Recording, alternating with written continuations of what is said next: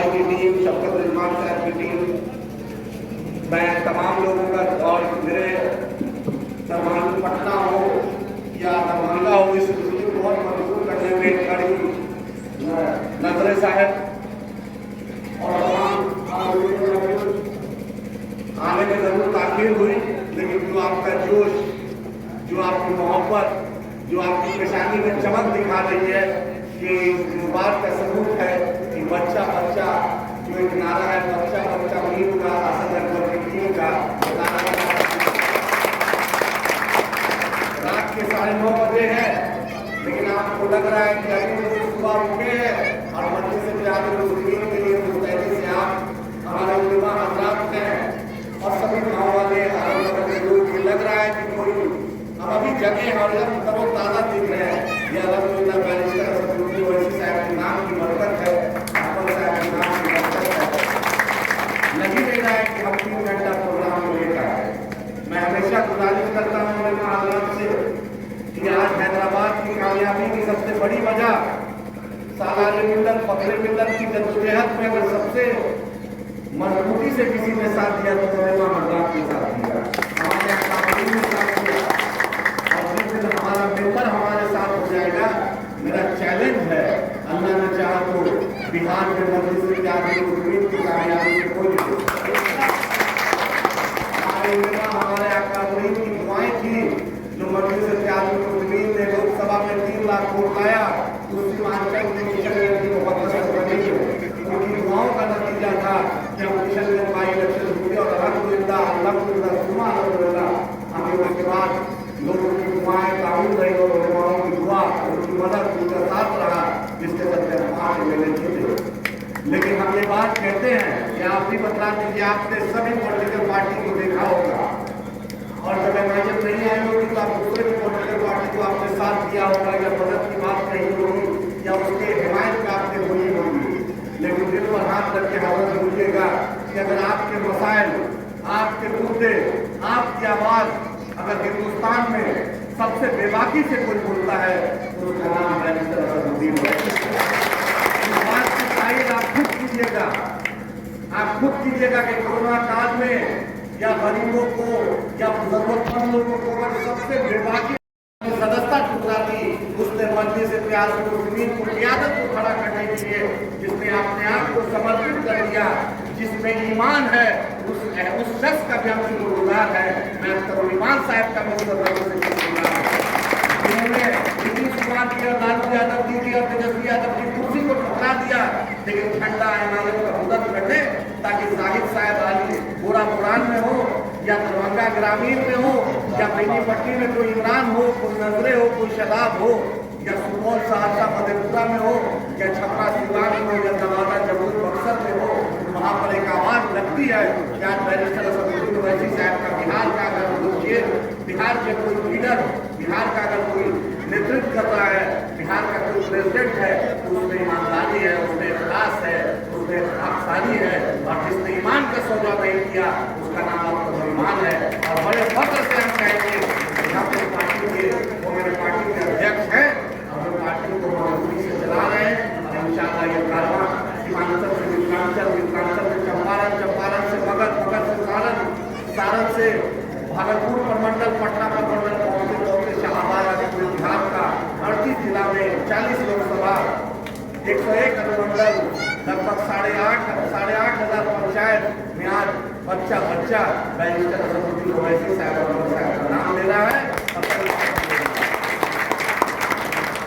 दिलशाद भाई आपका भी शुक्रिया कि आपने MIM का नाम सुना, प्रोग्राम सुना कि आप कारोबारी आदमी मजबूत रहते हैं, लेकिन क्योंकि आपको पता है आप हैदराबाद मोदी चौकी, आप चार मीनार हो या बहादुरपुरा हो, आपको पता है कि नामवर्दी ने MIM ने और शहर में क्या काम किया।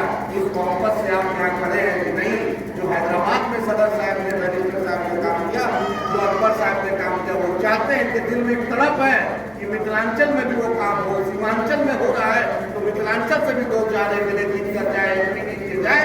तो जिसको आपने सत्ता दी, जिसको आपने मौका दिया, वो आपके मसाइल पे कभी नहीं बोलता है, वो लालू जी की जूतियां सीधा करता है, लेकिन आपके मसाइल पर कभी नहीं बोलता है। वो लालू जी और तेजस्वी यादव जी का दरबारी करना पसंद करता है,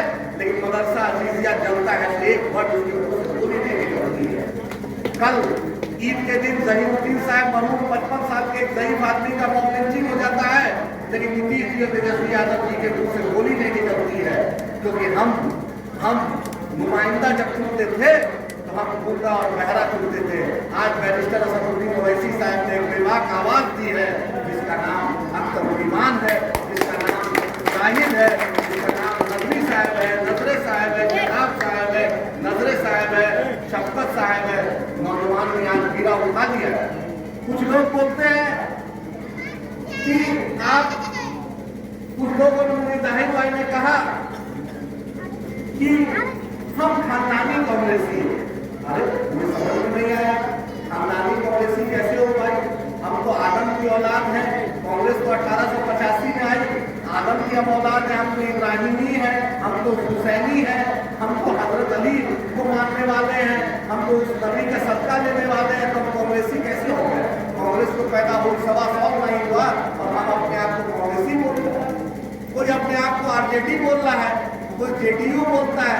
अरे बतलाओ, दिल पर हाथ रखकर बोलो कि अगर ट्रिपल तलाक के मुद्दे पर मेरे उलेमा हजरात है, मौलाना सारुल कासमी रहमतुल्लाह अलैह, उन्होंने वीडियो जारी किया कि अगर ट्रिपल तलाक पे किसी ने नहीं बोलने दिया तो उसका नाम कांग्रेस पार्टी है। बताइए, आप दिल पर हाथ रखिए कि वो हमारी, हम कैसे कांग्रेसी हो सकते हैं? कैसे हम बाप दादा मेरे कांग्रेसी हो सकते हैं? हम तो हुसैनी है भाई, हम तो इब्राहिमी है, हम तो उस निस्बत से, क्योंकि हम जिस 1450 साल से हम, जो हमारा और आपका रिश्ता, हम तो आज का रिश्ता नहीं, हमारा और आपका रिश्ता 1450 साल पुराना रिश्ता है। हमारा और आपका रिश्ता कोई मामूली रिश्ता नहीं है। हमारा और आपका रिश्ता ला इलाहा इल्लल्लाह मुहम्मदुर रसूलुल्लाह। ये रिश्ता दुनिया की कोई ताकत इस रिश्ते को तोड़वा नहीं सकती और हमसे दूर नहीं कर सकती। चाहे अगर अमेरिका में कोई बैठा हो, चाहे जापान में बैठा हो, चाहे हिंदुस्तान की कन्याकुमारी कश्मीर में कोई बैठा हो, चाहे हिंदुस्तान में हो, पानी की झील में हो, समुद्र में हो, लेकिन मेरा और आपका रिश्ता 1450 साल बन गया है।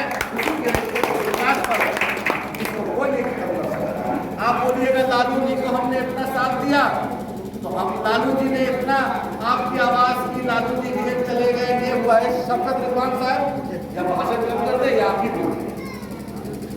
लालू जी, आपने बार बार लालू जी का आप नाम लेते हैं, तो मैं पूछना चाहता हूँ, लालू जी 1990 से पहले चपरासी क्वार्टर में रहते थे। लालू जी ने नारा दिया माई माई, तो हमने बोला वाई वाई।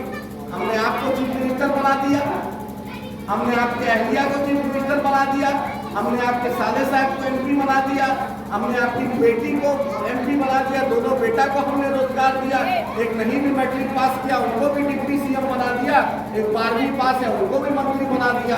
बतलाइए, हमने आपके साथ वफादारी में, मोहब्बत में, इखलास में, ताकत देने में कब हमने कमी की? लेकिन आप बताइए कि आपने हमारे साथ क्या किया? जब मदरसा अजीजिया जला तो पटना से 70 से 80 किलोमीटर दूर मदरसा अजीजिया बिहार शरीफ में है, लेकिन लालू जी के लाल तेजस्वी यादव को फुर्सत नहीं, नीतीश जी को फुर्सत नहीं थी कि मदरसा अजीजिया चले जाए। स्वीडन में अगर कुरान शरीफ के साथ बैरिटी होती है, फ्रांस में होती है, तो 1 लाख लोग जामा मस्जिद से या पटना से या दूसरी जगह से हम रैली और जुलूस निकालते हैं, उसका कंडेम करते हैं, मुरम्मत करते हैं। लेकिन आप दिल पर हाथ रख के बोलिए, जब मदरसा अजीजिया चला उसमें हमारी मखलूक़ात थी, कुरान शरीफ की और दूसरी दीगर किताबें थी, क्या हमारे दिल को तकलीफ नहीं पहुंची? क्या सरकार को ये जवाबदेही नहीं थी कि इस घटने का कौन मुस्लिम है, ये घटना क्यों हुई? बताइए मेरे उलेमा हज़रात क्या बैठे हैं, हम दूसरे का मुद्दा बोलते हैं, लेकिन क्या इस सरकार से जवाबदेही नहीं थी कि डीएमएसपी ने इतनी बड़ी इंटेलिजेंस फेलियर क्यों हुआ? इंटेलिजेंस का जब अलर्ट था कि आप यहाँ पर कुछ घटना हो सकती है, तो वीडियोग्राफी क्यों नहीं हुआ? और वीडियोग्राफी नहीं हुआ, उसका जिस दिन घटना हुई उसको दूसरे दिन फिर कैसे दुकानें जलाई गई? दूसरे दिन क्या आपका डीएमएसपी कर रहा था? लेकिन यहाँ पर नीतीश जी सेकुलरिज्म का अलंबरदार हो गए। 17 साल जिसने बीजेपी के पालने पर दूध पिया हो, जिसने पूरे बिहार में भाजपा को लाया हो, जो गोधरा जलता था, जिसने गोधरा का जांच न कराया हो, जो गोधरा के वक्त नरेंद्र मोदी से कंधा मिला के जो से आज हमारे बीच लोग कहते हैं कि नीतीश जी सेकुलर हो गए। अरे आप ही बताइए, 2015 में भी नीतीश जी सेकुलर हुए थे, 2 साल के अंदर में फिर से बीजेपी में चले गए। कौन इसी इलाके में, इस बिहार में गारंटी लेगा कि नीतीश जी फिर से बीजेपी में नहीं जाएंगे? बतलाइए आप ही। याद रखिए, आप लालू जी का इतना आप करते, हमने भी लालू जी को कोई कम नहीं दिया। कुछ लोग बोलता परमिशन नहीं लिए, ये प्रोग्राम कर रहे हो। अरे मेरे भाई, हम लोग की वकालत पढ़े हैं, हम लोग की वकालत करते हैं और हिंदुस्तान के सबसे बड़ी कोर्ट में वकालत अल्लाह ने मौका दिया। समझे, कानून का ज्ञान आपको ही नहीं, हमें भी ज्ञान है। हम घर पे प्रोग्राम कर रहे हैं और हम प्रोग्राम करेंगे। ये लीडर बप्पी तेजस्वी यादव की हिम्मत नहीं है देने की। आपको बहुत बच्चा है, आपको बहुत बच्चा है और आप इतना तेजस्वी चालीसा पढ़ रहे हैं, इतना तेज प्रताप चालीसा पढ़ रहे हैं, तो मेरे साथ चलिए कल पटना, चलिए लालू जी, तेजस्वी यादव, तेज प्रताप यादव, राबड़ी जी, मीसा जी, पांचों को हम खड़ा करेंगे। अगर पांचों लोग में कोई भी आपको पहचान लेगा, 1 लाख रुपए मुझसे ले लीजिए। लालू जी बोलेंगे जाहिर भाई मिस्टर साहब जो है, हाँ हम इनको पहचानते हैं, दरभंगा से, झगड़ुआ से आए हैं, 1 लाख रुपए ले लीजिएगा। बेवजह जोश में आ रहे हैं राजद के लिए। अरे आपको पूछने वाला नहीं है। लालू जी 90 से पहले यादवों की बात की, आज यादव बहुत अच्छा हो गया, अच्छी बात है। नीतीश जी कुर्मियों की बात की, अच्छी बात है। सन ऑफ मल्ला मुकेश सैनी मल्लाओं की बात कर रहा है, उसको 3 लोकसभा सीट मिल रहा है। मांझी जी कल तक कभी अमित शाह के हेलीकॉप्टर में चढ़ते हैं, कभी नीतीश जी के चढ़ते हैं, कभी फिर अमित शाह के हेलीकॉप्टर में चढ़ रहे हैं। उनका जात कभी नहीं पूछता है कि बी टीम है, किसी टीम है कि डी टीम। और जो बैरिस्टर असदुद्दीन ओवैसी साहब नरेंद्र मोदी जी की आंख से आंख मिलाकर अगर मर्दे मुजाहिद की तरह कोई बोलता है, 21वीं सदी का कोई टीपू सुल्तान की तरह जज्बा रखता है, उसका नाम बैरिस्टर असदुद्दीन ओवैसी साहब है।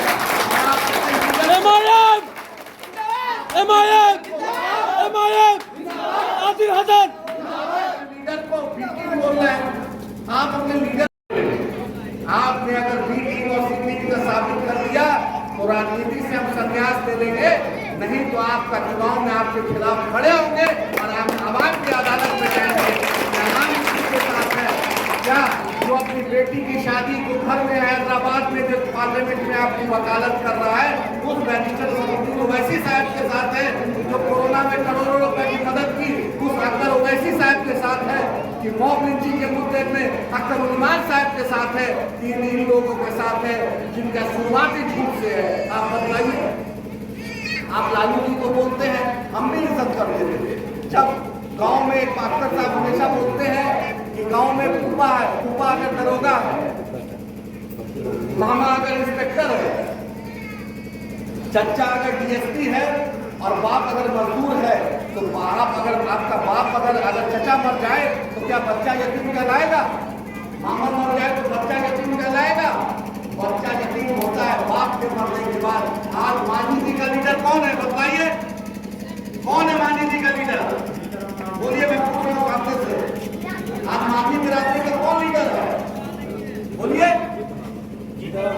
नाम नहीं जानते हैं? हाँ, मांझी जी का, उनके जात का मांझी जी का। यादवों का कौन लीडर है? लालू जी के। यादवों का कौन लीडर है? पासवान बिरादरी का कौन लीडर है? कुर्मी बिरादरी का कौन लीडर है? नीतीश जी है। बताइए, आपका कौन लीडर है? आपका कौन इमाम है?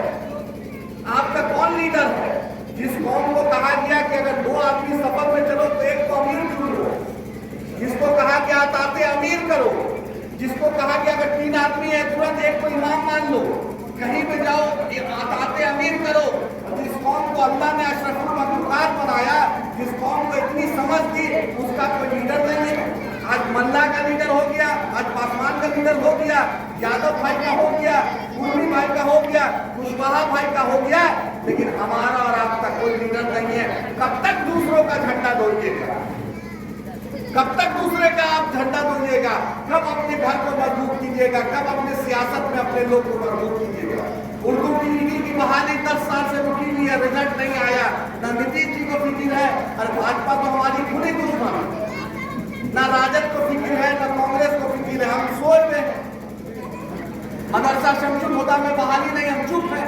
70,000 उर्दू टीचर का लगभग खाली है पद, हम चुप है। अलीगढ़ मुस्लिम यूनिवर्सिटी किशनगंज नहीं बना, हम चुप है। शमशु ये उर्दू अनुवादक की बहाली नहीं हुई, हम चुप है। उर्दू एकेडमी में बहाली नहीं हुई, चुप है।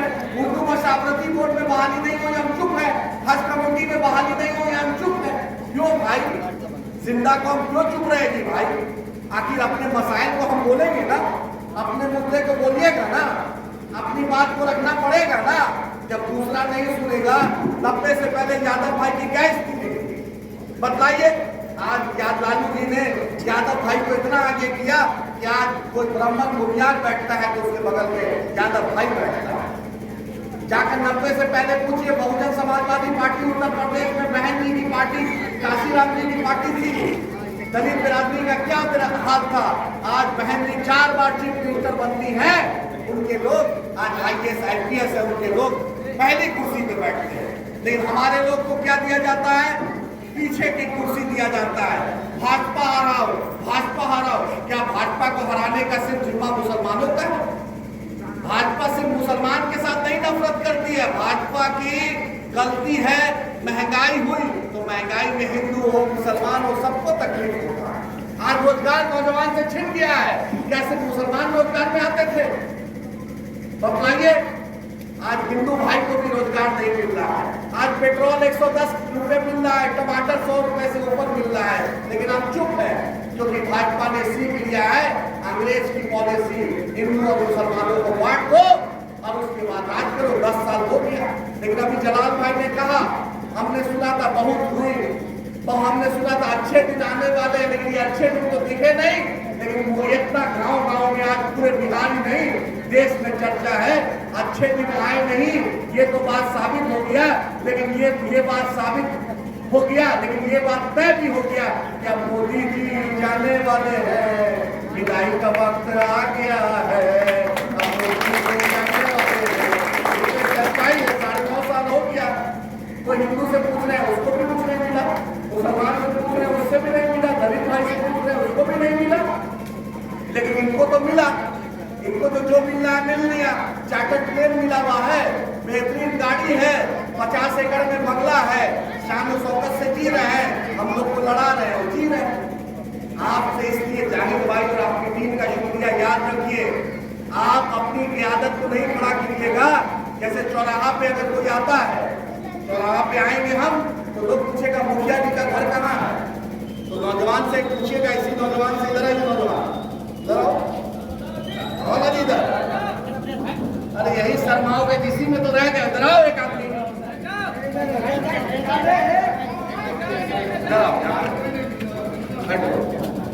नौजवान है आपके शहर का, आपके गांव का, मुखिया जी का क्या नाम है बाबू?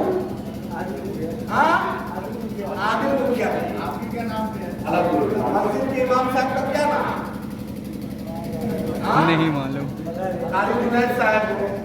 यहाँ पे जो मान लीजिए जो गाड़ी जिसके पास है उसका कुछ नाम हो, तो इस घर का मालिक कौन है? चाचा का नाम क्या है? अख्तर मास्टर साहब है। ये सब चीज जान रहा है, लेकिन इससे पूछिएगा इस नौजवान से कि तुम्हारा लीडर कौन है। अगर नहीं बताएगा तो अफसोस कीजिएगा ना कि आपका लीडर कौन है। आज जैसे कहाँ से बोला, यादव का लीडर कौन? लालू जी। कुर्मी का लीडर कौन? नीतीश जी। कुशवाहा का लीडर कौन? उपेंद्र कुशवाहा। पासवान का लीडर कौन? रामविलास जी, चिराग पासवान। मल्लाहों का लीडर कौन? मुकेश सैनी। लेकिन आपका लीडर कोई नहीं। तो आप तेजपत्ता की तरह, राजनीति में गरम मसाला होता है ना, मुसलमान को पॉलिटिकल पार्टी ने गरम मसाला बना दिया है कि बिरयानी में डालो, बिना गरम मसाला के बिरयानी में टेस्ट नहीं होगा। बिना कीमा कलेजी का तेजपत्ता नहीं डालो, मसाला गरम मसाला नहीं डालो, टेस्ट नहीं। चिकन तंदूरी बनाओ तो उसमें भी डालना है, चिकन स्टू बनाओ तो उसमें भी मसाला डालना है। लेकिन तेजपत्ता कोई खाता है? कोई तेजपत्ता खाता है? जब सब कुछ बन जाता है तो तेजपत्ता को प्यार से निकाल के फेंक दिया जाता है।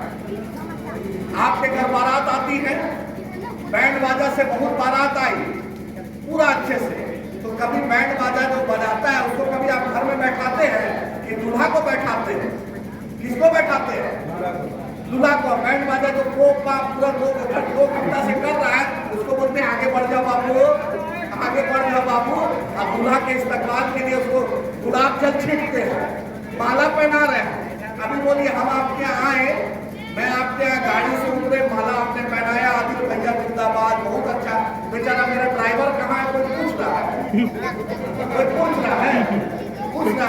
वही हाल मुसलमानों का। खाना में गरम मसाला नहीं बनना है, अब खाना में नमक बनना है। अगर नहीं डालेंगे नमक तो टेस्ट नहीं आएगा, सब बोलेगा फीका। खाना में गरम मसाला नहीं बनना है, अब नमक बनना है। अगर नहीं डालोगे तो मेरे बिना ना तंदूरी बनेगा, ना चिकन स्टू बनेगा, ना कबाब बनेगा, ना बिरयानी बनेगा, ना दाल बनेगी, ना भिंडी की भुजिया बनेगी। ये बनना पड़ेगा। 75 साल तेजपत्ता बनते बनते बनते बनते आहिर भाई मेरा यादव जी हो गए, लालू जी हो गए, बेटा डिप्टी सीएम हो गया, और हम गफूर साहब का भी नाम लेने वाला आज कोई नहीं बना। तो खाने में अब गरम मसाला तेजपत्ता नहीं बनना है, अब नमक बनेंगे।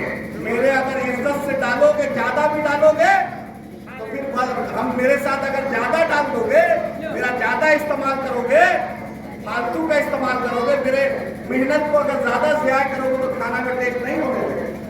और अगर मुझे कम में इस्तेमाल करोगे तो फिर खाना में टेस्ट नहीं आएगा, ऊपर से नमक डालना पड़ेगा। और मेरे बिना तुम्हारी भांडी नहीं बनेगी।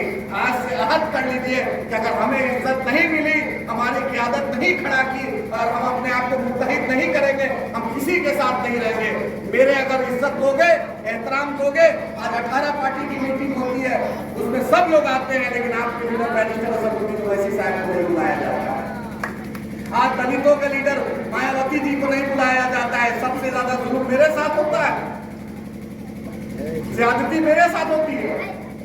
उस मीटिंग में संजय झा बैठे रहते हैं, प्रफुल्ल पटेल बैठे रहते हैं, शरद पवार साहब के एकदम खासम खास पटना की मीटिंग में, और कल जाकर वो बीजेपी के साथ मंत्रालय बांट लेते हैं। बोलिए, आपके लोग को नहीं बुलाया जाता है, और उनके लोग जिस लोग उस मीटिंग में रहते हैं, जीतन राम मांझी साहब पे इल्जाम लगा कि मुखबरी करेंगे, और प्रफुल्ल पटेल साहब क्या करेंगे? चमचागिरी करेंगे।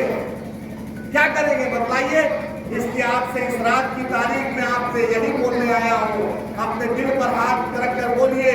आज मोहल्ला में अगर कोई बता दे उस घर का मुखिया जी का नाम आदिल है, इस घर के मालिक का नाम अख्तर है, उस घर के मालिक का नाम जुबैर है, और उस नौजवान से कोई पूछे कि तुम्हारे बाप का नाम क्या है, अगर वो नहीं बता पाएगा तो आप सोचिएगा कि क्यों नहीं बता पाया भाई। हर कुछ बता दिया, ये लड़का मुखिया का नाम, सरपंच का नाम, डॉक्टर का नाम, दरोगा का नाम, लेकिन अपने बाप का नाम नहीं बता रहा। तो आपको सब बुरा लगता है, बच्चा यतीम, ये ना सोचिएगा। उसके बाद आप सोचिएगा कि नहीं, जब बच्चा से पूछेगा बाप है तो बोला हाँ, फिर सोचिएगा लगता है कि कुछ गड़बड़ है, तभी बाप का नाम नहीं बता रहा है। हमारा हाल वही हो गया है। आज यादवों के लीडर की बात कर रहे हैं, पासवान के लीडर की बात कर रहे हैं, लेकिन अपने लीडर की हम नाम ही नहीं जानते हैं। हम तेजपत्ता की तरह आम आदमी पार्टी भी आ रहा है, क्या कहते हैं, राजद भी आ रहा है, कांग्रेस भी आ रहा है, नीतीश जी पलट के हर तरफ आ रहे हैं, उनको भी हम खुश कर रहे हैं। पूछिए ना नीतीश जी से, आप ही का एमएलए था ना इजहार मियां, आप ही का था ना, आपने सरवन कुमार का टिकट नहीं काटा, आपने विजय चौधरी जी का टिकट नहीं काटा, आपने संजय झा जी का टिकट नहीं काटा, लेकिन मुसलमान नाम से नीतीश जी इतना दिक्कत क्या होता है कि आपने जाकिर मियां का टिकट काट दिया, आपने इजहार मियां का टिकट काट दिया, आपने दूसरे जो मेरा जिसका नाम हुसैन है, मोहम्मद, और उसका टिकट आपने काट दिया, आपने मुनाजिर हसन साहब का टिकट काट दिया। ये सवाल बनता है ना मेरे भाई कि मेरे लोगों के साथ आप नाइंसाफी कीजिएगा, ज्यादती कीजिएगा। हम तो अब नमक बनने के जगह पे हो गए हैं ना। हम ये नहीं बोल रहे हैं कि हम मटन बन जाएंगे, हम चिकन बन जाएंगे, हम परवल बन जाएंगे। चलिए, आप ही की आबादी आप ही रहिए, आप ही बनाएंगे। अगर आप लोग ताकत देते हैं, हम बीजेपी को इंशाअल्लाह हराएंगे। मौका आपके हाथ में है। अपनी क़यादत को पहचानिए, अपनी लीडरशिप को पहचानिए, अपने लोगों को समझिए। बहुत हुई झंडा बरदारी, अब लेके रहेंगे हिस्सेदारी। इस नारा को घर घर पहुंचाइए। बहुत हुई झंडा बरदारी, अब लेके रहेंगे हिस्सेदारी। बहुत हुई झंडा बरदारी, अब लेके रहेंगे हिस्सेदारी। आज से आहत कर लीजिए कि हमने नारा बदल दिया। हमें न माई चाहिए, न साई चाहिए, न A to Z चाहिए। हमें अपनी इज्जत चाहिए, हमें भी इस देश पर, उस टेबल पर इज्जत और जगह चाहिए, तभी हम आपके साथ हैं। नहीं तो इंशाअल्लाह अकेला चलेंगे, और अल्लाह ने चाहा तो हम बीजेपी को हराएंगे और आपको भी एक्सपोज करेंगे। आज से है बहुत हुई झंडा बरदारी अब लेके रहेंगे, बहुत हुई झंडा बरदारी लेके रहेंगे। सबने दिया हमको चोट, सबने दिया हमको चोट, अपनी पार्टी अपना वोट। सबने दिया हमको चोट, सबने हमको धोखा दिया।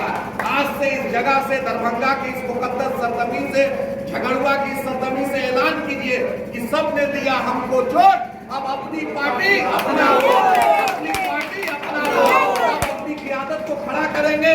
जो बैरिस्टर साहब मेरे ट्रिपल तलाक के मुद्दे पर लड़ाई किया, जो कश्मीर के मुद्दे पर कहीं भी मॉब लिंचिंग होता है, मुसलमानों पे ज्यादती होती है, अगर एक बेबाक आवाज अगर हैदराबाद से निकलती है तो वो बैरिस्टर असदुद्दीन ओवैसी साहब है।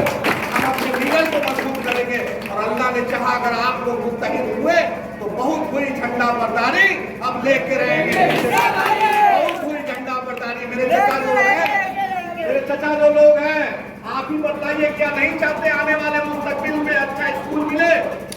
बताइए 75 साल से आप लोगों ने इंदिरा जी को, राजीव जी को, नेहरू जी को, किसको किसको आपने नहीं बनाया? लालू जी को बनाया, कभी इंदिरा जी को बनाया, कभी राजीव जी को बनाया। बताइए तेलंगाना में बैरिस्टर असदुद्दीन ओवैसी साहब को लोगों ने मदद की। आज तेलंगाना के दिलशाद भाई हैं, Telangana state financial residential school में आज लगभग 90,000 मुस्लिम बच्चे, गरीब बच्चे के बच्चे फ्री में पढ़ते हैं। ये है माइया। आज लड़कियों की शादी होती है 1,51,000 अगर सरकार शादी मुबारक स्कीम के नाम पे देता है तो वो है अकबर ओवैसी साहब की ये आपके दिलशाद भाई हैं। पूछिए अनीसुल गुरबा एक नामपल्ली के पास यतीम खाना है, पूछिए 50 करोड़ का बिल्डिंग बनता है, पूछिए दिलशाद भाई इस बात की गवाही है, पूछिए। अब लोग हमको बोलता है कि हम हिंदू के खिलाफ है, हम इसके किसी के खिलाफ नहीं है। दिलशाद साहब से पूछिए, दारुस्सलाम मेरा पार्टी का हेडक्वार्टर है, दारुस्सलाम हैदराबाद में अगर माथे पे टीका, तिलक हो, टीका हो, सिर पे टोपी हो, पगड़ी हो, क्रॉस हो, सबका इस्तेमाल अगर कोई करता है तो दारुस्सलाम में इस बात की सबूत आपके दिलशाद भाई देंगे।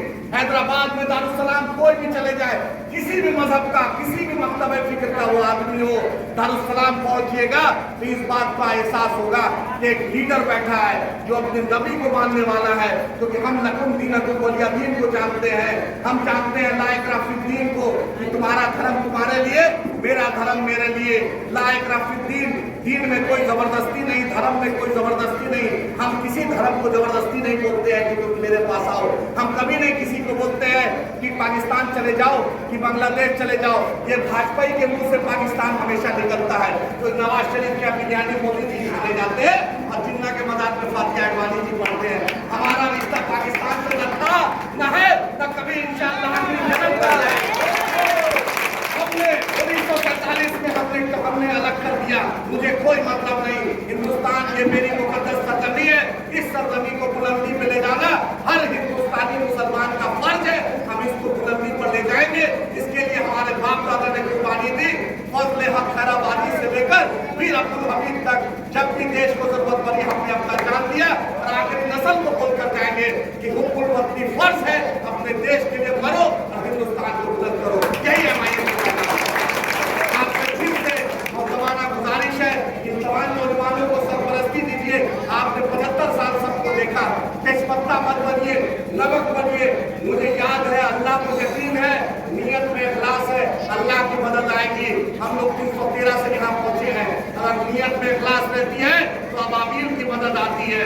हम वो ईमान रखने वाले लोग हैं, इसलिए आप कभी तादाद से नहीं डरिए। हम तादाद से नहीं, नियत में इखलास हो तो अल्लाह की मदद आती है। इंशाअल्लाह अगर अल्लाह ने चाहा तो मिथिलांचल की सरजमीन पर हम लोग विधानसभा लड़कर बैरिस्टर असदुद्दीन ओवैसी साहब का पैगाम पूरे हिंदुस्तान में पहुंचाएंगे और एक मजबूत क़यादत देंगे। तब आखिरी बार बहुत हुई झंडा बरदारी, बहुत हुई झंडा बरदारी।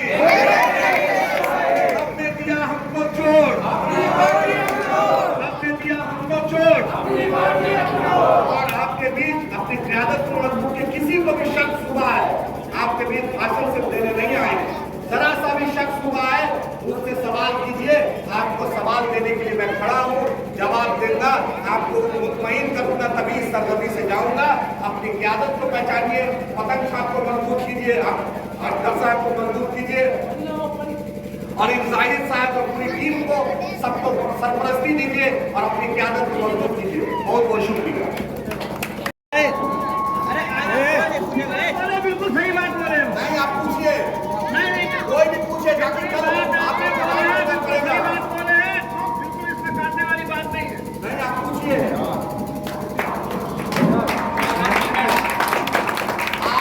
आप कोई भी पूछिए, देखिए पूछिएगा, दिल खोल के पूछिए ताकि आप कल जवाब दे सके मुनाफिकों को। आप जवाब दीजिएगा, पूछिए। अभी बैरिस्टर साहब, अभी government of India election civil code, common civil code पे बहुत कोशिश कर रही है लाने की। हमारा लायबल क्या है और हमारी पार्टी क्या कर रही है और हमारा क्या अगला कदम होना चाहिए, इसका आपने अपनी स्पीच में इसी पॉइंट पे और कोई सवाल है कानून से रिलेटेड?